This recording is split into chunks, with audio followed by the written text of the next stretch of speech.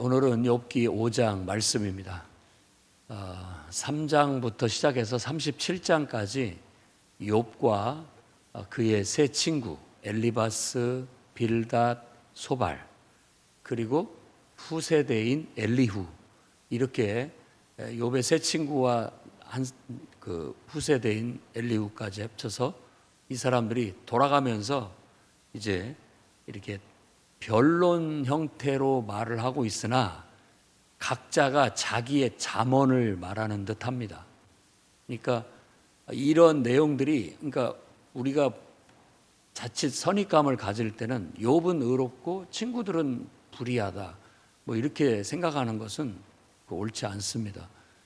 왜냐하면 각자가 다 하나님 앞에서 올바른 교훈을 주고 있어요. 그러니까 나름대로의 잠언을 말하고 있는 거예요. 그렇지만 그 잠언들이 욥의 지금의 이 상황에는 설명이 안 되는 것은 확실해요.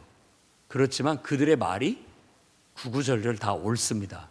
그래서 우리는 이제 욥기서가 하나님께서 인간에게 주신 잠언을 이런 형태로 쭉 나열하고 있다, 이렇게 생각하고 그들의 말에도 귀를 기울일 필요가 있습니다. 오늘 엘리바스는 그 세 친구 중에서 제일 연장자라고 알려져 있고, 그 연장자인 엘리바스가 4장, 5장을 거쳐서 이제 자신의 주장, 근데 보면은 자기 잠언을 말하고 있는 거예요. 그래서 오늘 말씀은 욥을 이제 들으라고 훈계를 하고 있지만 사실 욥에게 하는 훈계가 아니고 이 세상 모든 사람을 향한 훈계입니다. 자신이 연구한 것에 대한 어떤 가르침을 우리에게 주고 있다고 해서 우리가 연구한 것이 이것이다, 잘 들어보고 깨달음을 얻어라, 이렇게 얘기했는데 우리에게 하는 말입니다. 여러분들도 이 말씀을 잘 묵상해 보고 이 말씀 속에서 뭔가 깨달음이 있기를 바랍니다. 먼저 일단 너의 부르짖음, 그러니까 너는 부르짖어 보라, 네게 응답할 자가 있겠느냐라고 그러는 거예요. 그러니까 지금 욥에 대한 약간의 비난이 섞인 거죠. 너의 그런 태도로는 하나님께서 응답하시지 않을 것이다 라는 것이에요. 왜냐하면 지금 하나님이 주신 어떤 징계, 하나님이 주신 징계를 못 받아들이고 있고 그 징계 앞에 분노하고 있다라는 그런 식으로 얘기를 하고 있는 겁니다. 그러니까 이건 진리입니다. 하나님이 어떤 우리에게 징계를 내리셨을 때 그 징계를 긍정적으로 받아들여야 되는데 그걸 그렇게 긍정적으로 받아들이지 못하고 그 징계로 인해서 분노하고 시기한다면 결국은 우리는 미련한 자가 되는 거고 어리석은 자가 되고 결국 우리는 멸망하고 말 것이다 라는 겁니다. 2절 말씀을 한번 깊이 묵상해 보십시오. 분노가 미련한 자를 죽이고 시기가 어리석은 자를 멸하느니라. 그러니까 단순한 분노와 시기가 아니에요. 하나님이 우리의 삶에 어려움을 주셨을 때 그 어려움 앞에서 막 분노하고 시기하고 이런 태도는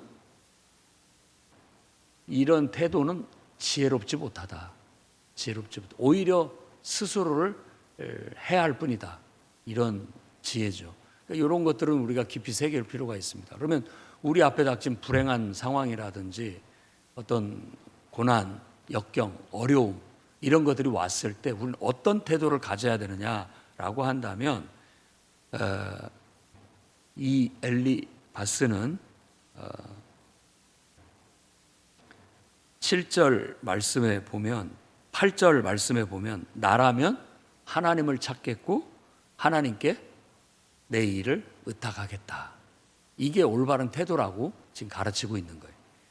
욥에게는 그분은 의로운 양반이기 때문에 그에게는 해당이 안 되지만 일반 보편적인 우리 인간에게는 해당이 됩니다.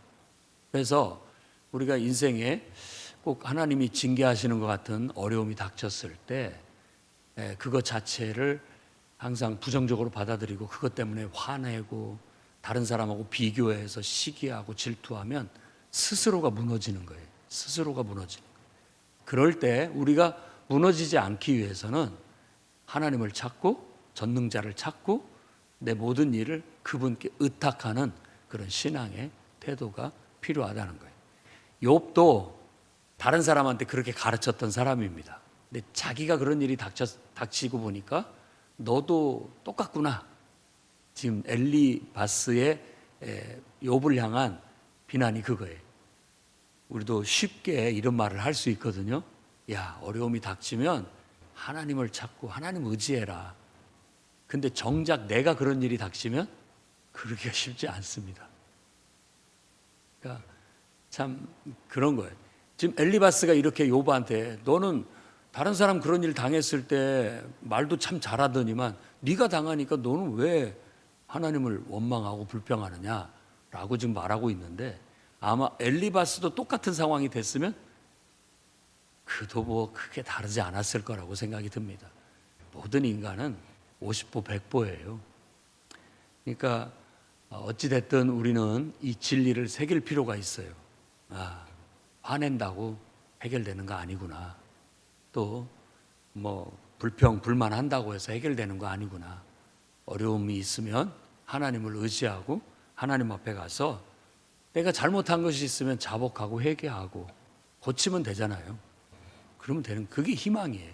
그래서 여기서는 그런 겸손한 사람을 가난한 자라고 묘사를 하고 있어요.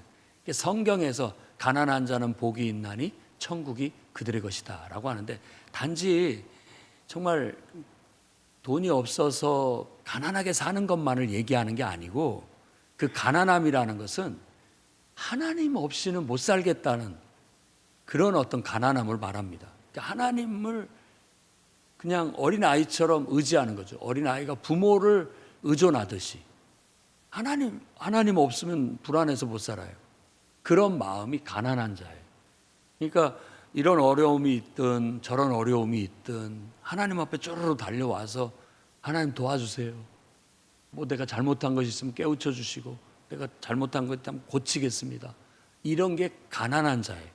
그런 사람에게는 희망이 있다고 말해주고 있는 거예요.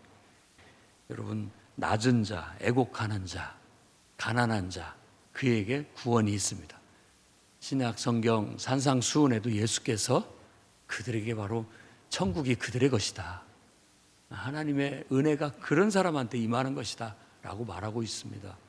오늘 또 우리가 인생을 다 알 수 없죠. 왜 이런 일이 벌어지는지, 왜 이런 복잡한 또 이렇게 무겁고 힘든 인생살이가 펼쳐지는지 모르지만 견디기 어려울 때, 화나고 또 힘들 때 자꾸 다른 사람들하고 비교되지면서 내가 자존감이 낮아질 때, 그럴 때 여러분 하나님을 찾아 하나님 앞에 나와 하나님을 의지하시기 바랍니다. 그래서 하나님을 통해서 구겨지지 마시고 팽팽해지십시오.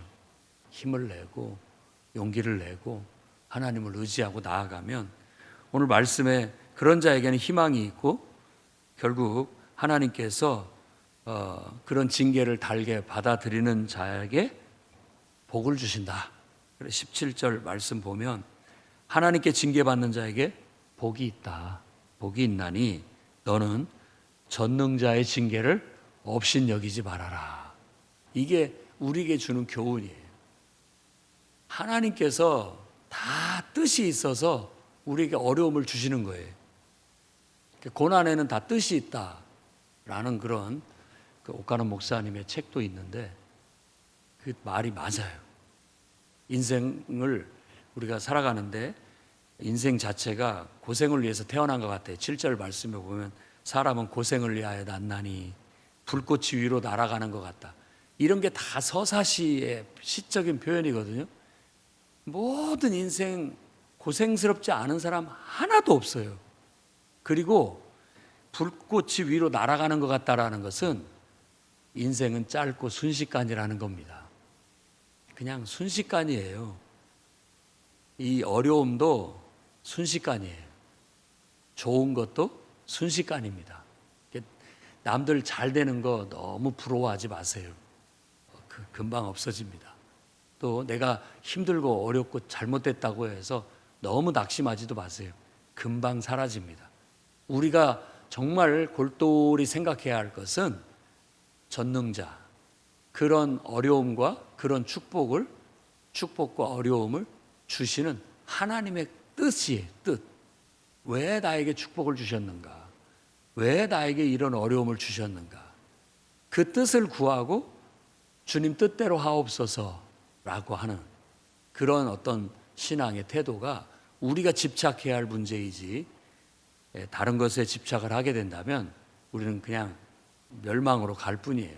더 비참해지고 결국 우리 영혼이 망가지고 결국 우리 영혼은 저 지옥의 무저갱 속에 떠돌게 될 겁니다.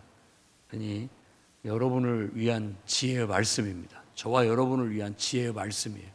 우리가 나락으로 떨어지지 않고 끝도 없는 추락, 무저갱에 떨어져 방황하지 않고 정말 인생에 힘들어하지 않으려면 전능자를 찾아 그분을 붙잡고 그분을 의지하고 나아가게 된다면 그분은 우리에게 은혜를 주십니다. 잠깐 아프게 하시지만 다시 싸매 주실 거다라고 말하고 있습니다. 잠깐 우리를 상하게 하시지만 다시 고쳐 주실 것이다 라고 말합니다.